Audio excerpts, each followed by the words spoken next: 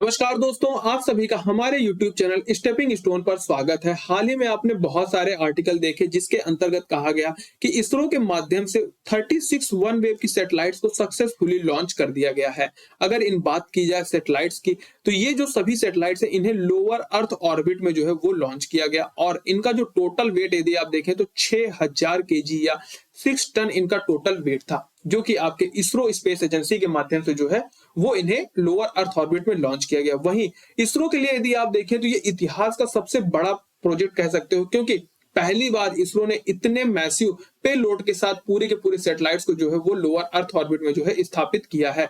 जिसको स्थापित करने के लिए हमने लॉन्च व्हीकल मार्क 3, जो इसरो का सबसे ताकतवर रॉकेट है, उसका यूज किया है। जो आप ये देख रहे हैं ये बेसिकली पेलोड है और इसी के अंतर्गत आपके 36 जो वन वेव की सैटेलाइट्स थी वो यहाँ पर रखी थी। और इसके नीचे देखें तो 3 स्टेप में पूरा का पूरा इसका बूस्टर वाला सेक्शन है, जिसमें फर्स्ट स्टेप पे आपको सॉलिड फ्यूल मिलता है, सेकंड स्टेप पे आपको लिक्विड फ्यूल बेस्ड मिल जाता है और थर्ड स्टेप पे आपका क्रायोजेनिक इंजन मिल जाता है, जिसके माध्यम से इस पूरे के पूरे ऑपरेशन को अंजाम दिया गया, जो इसरो का सबसे ताकतवर बूस्टर आप एक तरीके से कंसिडर कर सकते हैं।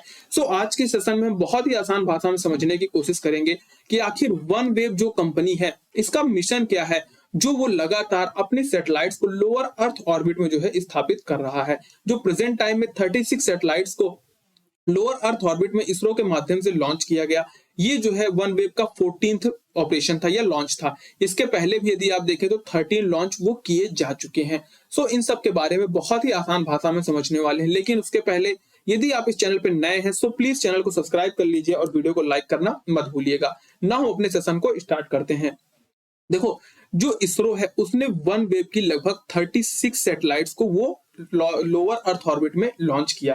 अगर बात की जाए टोटल इस प्रोजेक्ट की, तो इसमें जो है वन वेव कंपनी के माध्यम से 72 सैटेलाइट्स को जो है इसरो के माध्यम से लॉन्च किया जाएगा, जिसमें 2 फेज में इन सभी सैटेलाइट्स को लॉन्च किया जाना है।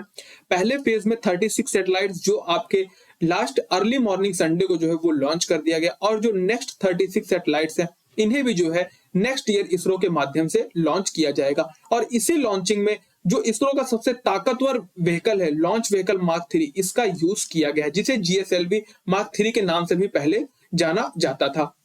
वहीं अगर मैं बात करूं वन वेव की, तो वन वेव जिस प्रकार से आपके भारत में यदि आप देखें तो जियो है, वोडा है, एयरटेल है, ये सारी सर्विस प्रोवाइडर जो कंपनियां हैं आपको क्या करती हैं, बात करने की सुविधा प्रदान करती हैं, नेट की सुविधा प्रदान करती हैं। तो सेम उसी तरीके से जो वन वेव है ये आपको नेट प्रोवाइड करने का काम करेगी, क्योंकि जो भारतीय एयरटेल है उसका वन वेव में एक अच्छा स्टेक है और दोनों कंपनियों के माध्यम से ये डिसाइड किया गया है कि लगभग 2023 तक जो है हम इंडिया को पूरी तरीके से जो सैटेलाइट के माध्यम से नेट की कनेक्टिविटी है उसको प्रोवाइड कराने के लक्ष्य पर लगे हुए हैं और उन्हीं सब चीजों को अचीव करने के लिए वन वेव के द्वारा जो है लगातार सैटेलाइट्स को लॉन्च किया जा रहा है। अगर मैं इस पूरे के पूरे प्रोसेस को आपको समझाने की कोशिश करूं, तो जो वन वेव है वो यूके ऑन्ड कंपनी है, मतलब यूनाइटेड किंगडम की, लेकिन इसमें देखा जाए तो आपको जापान का भी शेयर मिलेगा, भारतीय एयरटेल का भी मिलेगा। जिस प्रकार से आपकी इलॉन मस्क की स्टार लिंक वाली कंपनी, सेम उसी तरीके से आपकी जो वन वेव है ये भी है। मतलब कि अब ये जो सारी कंपनियां हैं अब क्या कर रही हैं, पहले हम जो नेट प्राप्त कर रहे हैं वो कहां से प्राप्त कर रहे हैं, आपके टावर से प्राप्त कर रहे हैं, लेकिन अब हम डायरेक्ट सैटेलाइट से जो टावर आता है या सैटेलाइट से जो कनेक्टिविटी है उसको प्राप्त करेंगे। तो इसका फायदा क्या है कि आप चाहे आप किसी हाईटेक सिटी में रहें या आप दूर दराज किसी गांव में रहें, आपको proper high speed connectivity provide कराई जा सकेगी, क्योंकि आप सैटेलाइट के कांटेक्ट में हमेशा बने रहेंगे। तो इस प्रकार से अर्थ के चारों ओर 12 पाथ डिसाइड किए गए हैं। कितने पाथ डिसाइड किए गए हैं? 12 पाथ। किसके द्वारा? आपके वन वेव कंपनी के माध्यम से।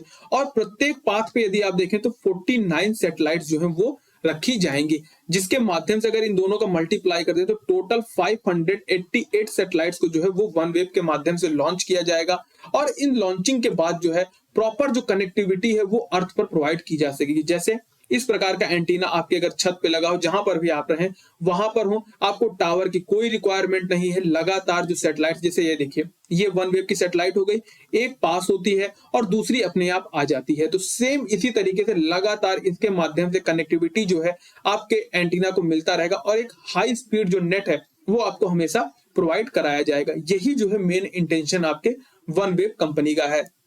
जो कि स्टारलिंक के द्वारा अगर रिसेंट में यदि आप यूज देखें तो जो यूक्रेन वॉर चल रही है उसमें भी जो है यूक्रेन को नेट प्रोवाइड कराने के लिए इलॉन मस्क की स्टारलिंक जो सैटेलाइट्स है उसके माध्यम से उन्हें नेट प्रोवाइड कराया गया था। तो उसी स्टेप में अगर देखा जाए तो वन वेब कंपनी के माध्यम से भी सैटेलाइट के माध्यम से जो है लगातार नेट की एक बेहतर कनेक्टिविटी प्रोवाइड कराने के लिए इस पूरे के पूरे प्रोसेस को या ऑपरेशन को अंजाम दिया जा रहा है, जिसको लेकर के जो प्रेजेंट टाइम में 36 सैटेलाइट्स को लॉन्च किया गया वो वन वेव का 14th मिशन है। इसके पहले 13 मिशन किए जा चुके हैं। तो अब यहाँ पर जेन्युइन क्वेश्चन आता है कि आखिर जो 13 मिशन किए गए वो किसके माध्यम से अधिकतर किए गए। तो देखो ये इसके पहले जितने भी मिशन हैं वो आपके रॉसकॉस्मोस, जिस प्रकार से आपके इंडिया की इसरो है स्पेस एजेंसी, सेम उसी प्रकार से जो रशिया की स्पेस एजेंसी है उसका नाम रॉसकॉस्मोस है। तो उसके माध्यम से वन वेव की मैक्सिमम जो सैटेलाइट्स है उन्हें इस लोअर अर्थ ऑर्बिट में लॉन्च किया जाता रहा है। लेकिन जब फरवरी 2022 में रशिया के द्वारा यूक्रेन पर इन्वेजन किया गया तो उसके बाद से जो है यूके गवर्नमेंट के द्वारा हैवी सैंक्शंस जो है वो रशिया पर इंपोज कर दिए गए। उसके बाद से वन वेब कंपनी के माध्यम से अब ये कंपनी जो है वो यूके ऑन्ड है।